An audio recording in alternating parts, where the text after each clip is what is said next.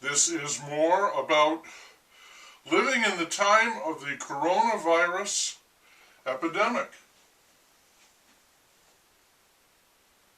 The PM did speak last night on television for 24 minutes. I could listen to the speech on the internet, but I don't want to do that. And I haven't heard anyone mention anything about it. I don't know what that means, if anything. We watched a show about poetry.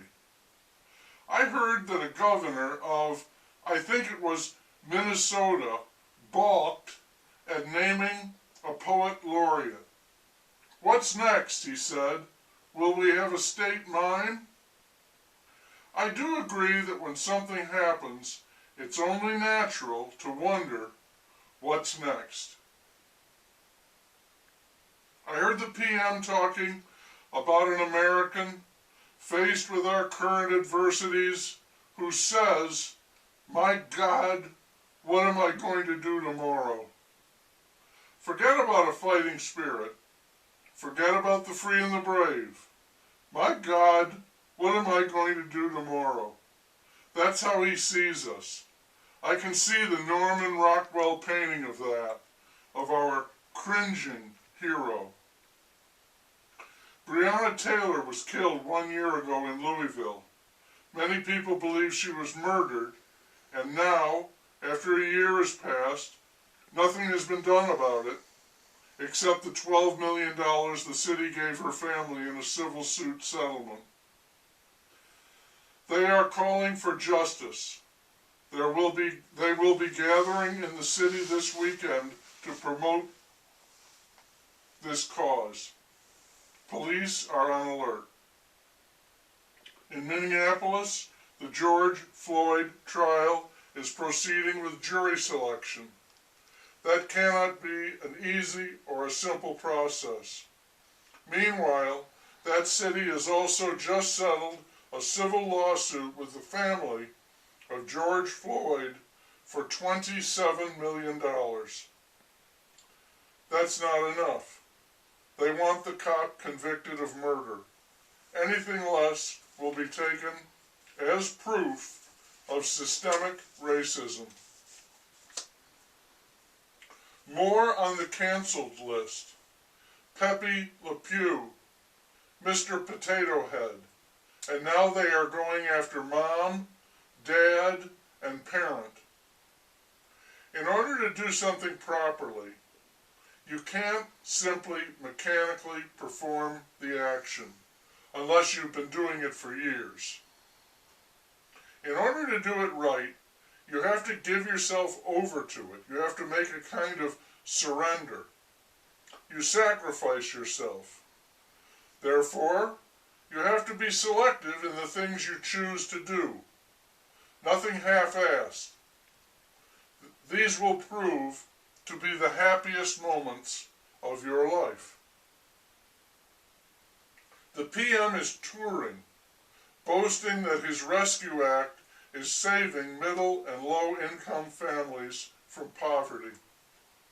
It figures that his strength would be in the pure pander approach.